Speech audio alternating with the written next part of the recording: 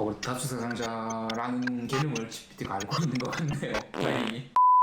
반갑습니다. 일상의 안전을다합니다. 자원소방본부 소방교 사역진입니다. 오늘 준비한 콘텐츠는 요즘 화제의 중심이죠. 챗GPT에 관한 콘텐츠를 준비해 왔습니다. 과연 챗GPT가 소방관의 현장 활동에 대해서 얼마나 유효하게 영향을 줄 수 있는지 알아보도록 하겠습니다. 오늘의 대결에 도움을 주실 차고소방본부 2동 119 안전센터 김동필 소방장님을 모셔봤습니다. 반갑습니다. 반갑습니다. 혹시 구급 경력이 몇 년이나 되나요?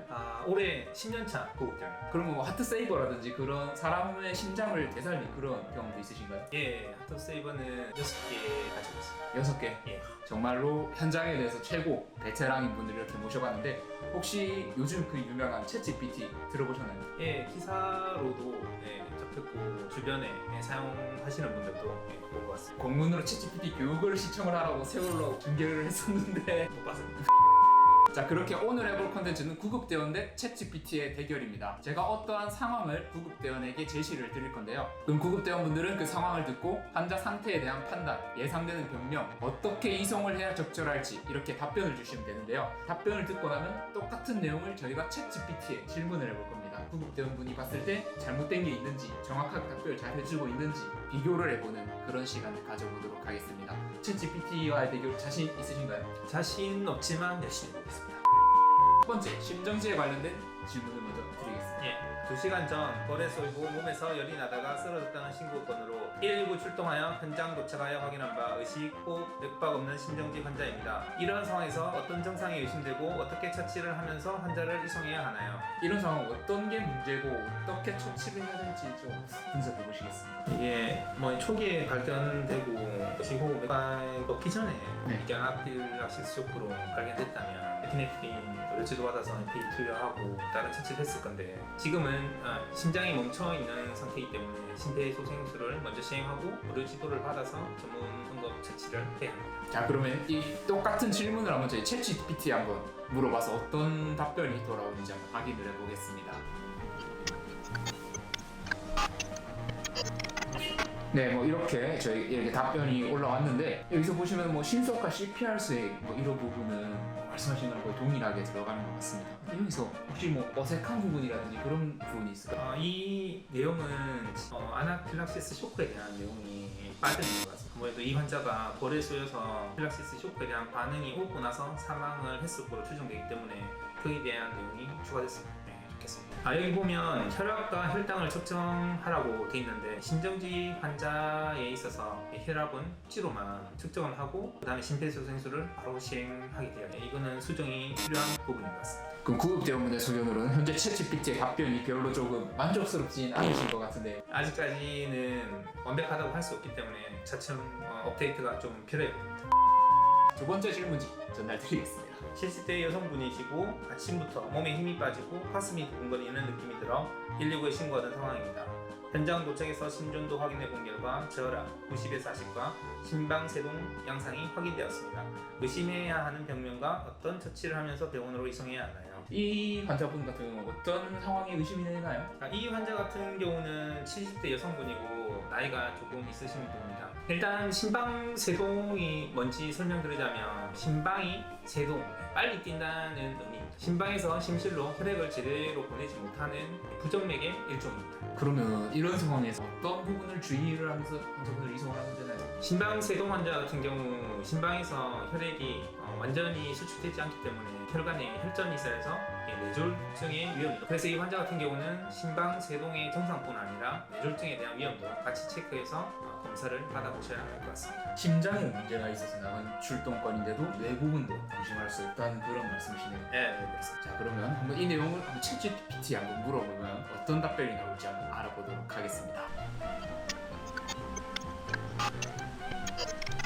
네, 이렇게 챗GPT 답변이 나왔습니다. 한번 보셨을 때 좀 어떤가요? 챗GPT 답변은 혈압약을 투여한다고 되어 있습니다.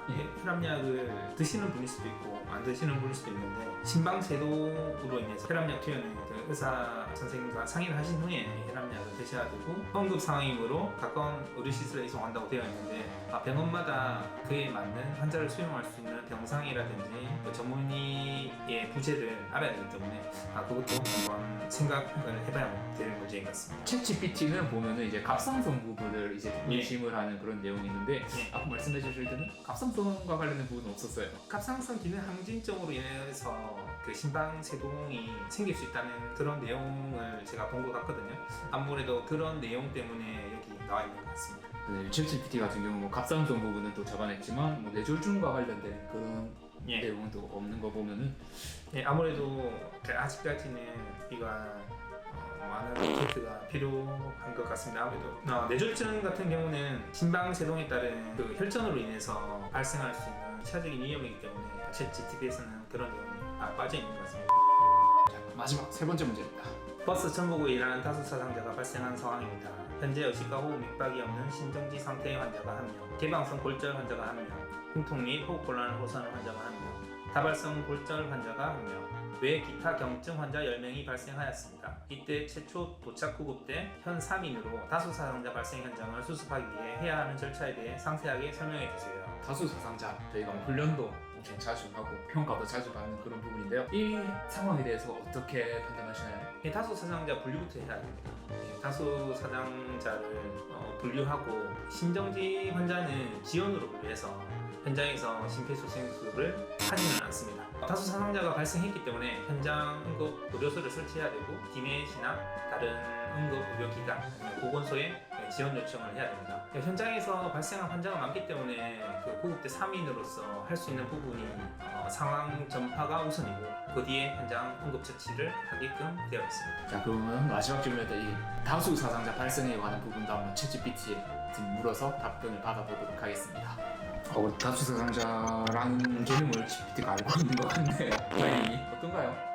너무 자세하게 설명되어 있고 우선순위를 결정하는 트리아제까지 시스템을 이용하라는 것까지 나와 있습니다. 트리아제 시스템을 사용하는 그 지역이 있다고 들었는데 저희도 이렇게 시스템을 활용해서 다른 팀과 보건소 연계 시스템이 돼서 다수 사상자가 발생했을 때 바로 출동할 수 있는 그런 시스템이 갖춰져 있으면 좋겠습니다. 심정지 상태 환자의 경우 심폐소생술을 시행한다고 되어 있는데 다수 사상자가 발생했을 때 심정지 환자를 심폐소생술을 하지 않습니다. 현장에 다른 심폐소생술을 할 수 있는 자녀 인력이라든지 아니면 주변 분들이 있으면 도움을 요청할 수도 있지만 저희 시스템상으로는 지연 환자는 심폐소생술을 시행하고 있지 않습니다. 절차적으로는 지연 환자에 대한 심폐소생술 안 하는 게 맞네요.